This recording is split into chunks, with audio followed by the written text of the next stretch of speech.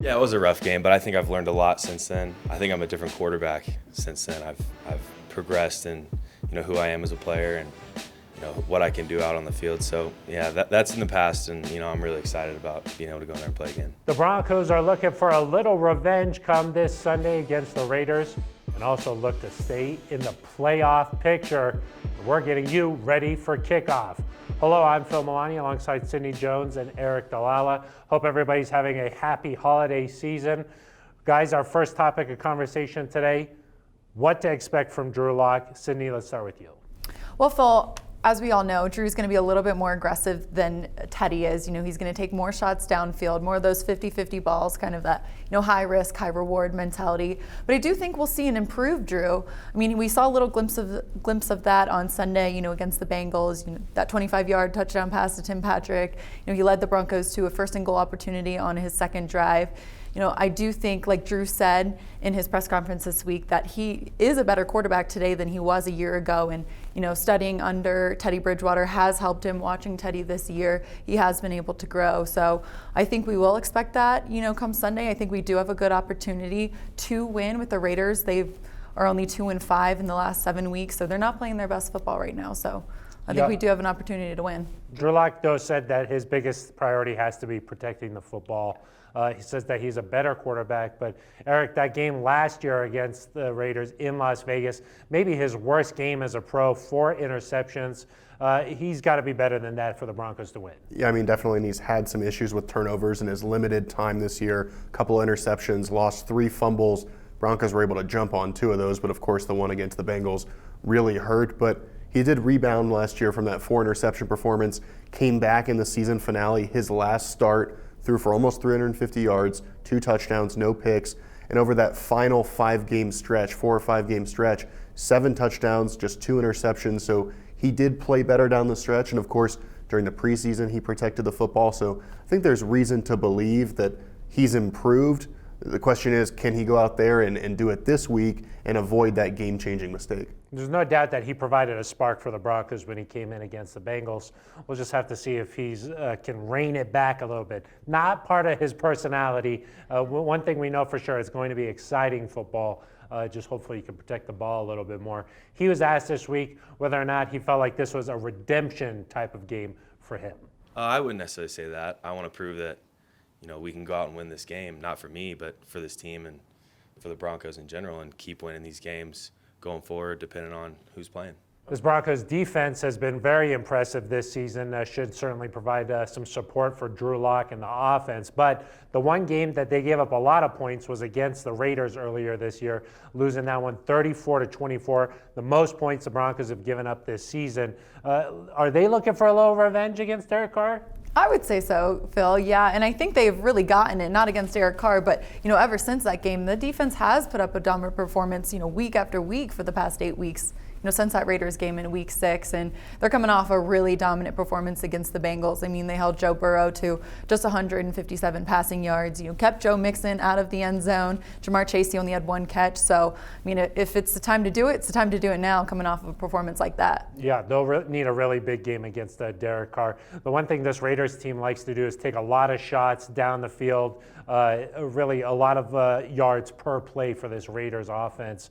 How do you think they'll match up against this team? Well, Derek Carr's kind of had the Broncos number a little bit since Vic Fangio took over. He's 4-1, but they don't have the same weapons maybe that they had before. Darren Waller's been hurt since Thanksgiving, and then of course Henry Ruggs was in that alleged DUI that got him arrested, and he hasn't played since the Eagles game 7 weeks ago. Over those 7 weeks, the Raiders have top 20 points just 1 time, and it's not a mystery because they don't have those playmakers available. Broncos gave up 5 deep shots in that first matchup against the Raiders. Not sure if that's going to be a concern this week because the Broncos defense has gotten better at shutting that down. Raiders don't have quite the same playmakers. I think they find a way to slow Derek Carr down finally and play some good defense. The Broncos did give up a big shot to the Bengals last week, but you're right, Eric, that was rare. And also maybe this week the guys playing with a chip on their shoulder, guys like Justin Simmons, Pat Surtain II, thought maybe they'd get that Pro Bowl invite. Maybe they're playing with a little something extra to prove this week. It's like you ask any guy in this league, that's competitive. You always think you're the best at what you do. And so obviously, I think I'm the best at what I do. What I'm more concerned about is trying to find ways to win games, get in the playoffs, and those individual accolades will come. This is a matchup of two 7-7 teams here. Still both teams very much in the mix for the playoffs. But guys, this week, for some reason, after that Bengals loss, not quite the same buzz around the facility about the playoffs, must-win game, that kind of talk. But the Broncos still in the mix here. Yeah, they are, Phil. And like you mentioned, the playoff buzz, it has dampened a little bit since that loss against the Bengals. And with the way, starting quarterback Teddy Bridgewater did go down. But, it's not out of the question here. They could still make it. The AFC playoff picture is so tight right now. And, the Broncos, they're only one game back. So with 3 games left to play, a lot can happen. A lot can happen, so you never know. Most definitely. The Broncos are one of 4 teams in the AFC at 7-7. The Steelers 7-6-1. They had that tie in there. So there's a lot of teams right there fighting for that 7th spot, 6th spot in the AFC playoff picture. Where's the buzz gone, though, Eric? Well, I think it's just tough when you come off a loss, and Drew Lock talked about it this week. If you go from 6-7 to 7-7, you're feeling like, hey, we're right in the mix. But when you go from 7-6 to 7-7, you're a little bit down. But the bottom line is, you win this week, you're right back in it. You win your final 3, you're in all likelihood you're going to make the playoffs. And maybe you have to find motivation in other areas. Maybe it's those Pro Bowl snubs we mentioned earlier. Maybe Justin Simmons says, hey, let's go prove to these people that I should be in Las Vegas in February playing in the Pro Bowl. And maybe Pat Surtain feels the same thing. And they go out and they have a big game. So however they can find their motivation is good. And I think they've got a chance to go prove that not only are they good as individuals, but they can be good as a team and wind up back in the playoff picture. Yeah, and maybe it's a good idea to not have that much pressure every week. Just say, let's not think about the playoffs right now, but instead let's just focus going 1-0 every week. They've played well against us. They have a balanced offensive attack, and anytime you're balanced, that always makes it tougher to defend.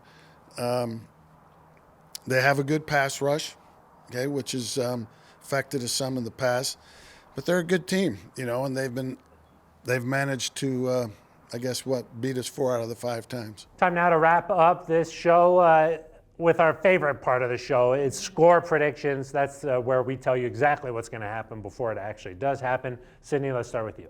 I'm going to say 17-14, Phil. I think it's going to be a rather lower scoring game because neither of these offenses have really put up a ton of points in recent weeks. But I do hope and think that the Broncos will come home with a win. Okay, you must have missed the neutral zone this week. I guess so. Not close? Not quite the same. No. Eric, how about you? Yeah, I'll say 24-17. I think the Broncos find a way to get it done. As I mentioned, the Raiders have not scored a ton of points recently, and the defense is on fire for the Broncos. I think they control Derek Carr. Drew Lock does enough to get it done and get a win. Okay, the Broncos 3-3 on the road this season, so certainly capable of leaving Denver and getting a victory. I say 21-13 Broncos. I still think the Broncos find a way to get this done and stay in the playoff picture here, which is exciting. Setting up just a huge game against the Chargers the next week. But I do think that they even the series with the Raiders this year. 21-13. I like that. Okay, that's going to do it for us. For Eric Dalala, Cindy Jones, I'm Phil Milani. Hope everybody has a happy holiday. This has been Ready for Kickoff.